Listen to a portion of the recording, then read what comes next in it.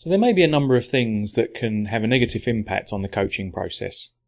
Some of these may be directly related to the individual.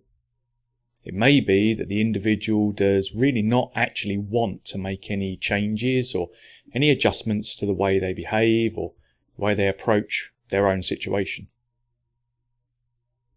Now, in this case, it can be very difficult for the coach to break down those barriers, and we have to be aware as a coach of some of the limitations that we face.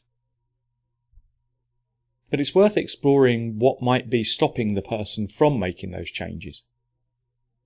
A simple question as what's holding you back can actually elicit some of the reasons behind the barriers. Equally, one of the issues might be that the person doesn't understand how the process works. It could be that they've placed up certain barriers about the process, not realizing that it is actually a supportive mechanism.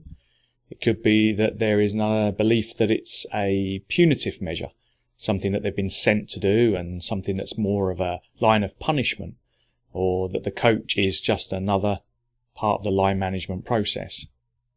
In this instance, again, it's about exploring what coaching is, what it isn't, ensuring there's a good understanding of the confidentiality, and if necessary, having a three-way discussion if the person has been sent as part of a line management or a performance management situation. It could also be viewed that coaching is just another fad. If a member of staff has been on a number of ways of developing them, for example, training courses, mentoring, group work, and if none of these have made any difference to them, then it's likely that they're going to view coaching as just another attempt to make them do something differently. Now, in this instance, there is potentially more of an underlying issue about the person's performance and approach to the workplace that needs to be addressed. Coaching may play a part in that.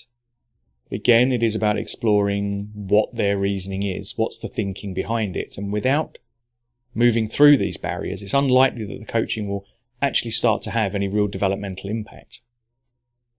So a coach does need to be aware of potential barriers, not necessarily agree with them or indeed allow them to prevent the coach from carrying out their work.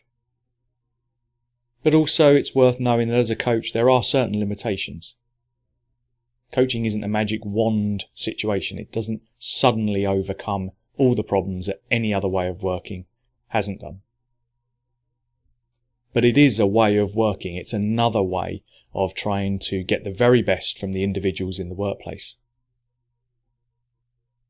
And as we've seen from some of the statistics, when it is done effectively and with a little tenacity, that impact can be huge.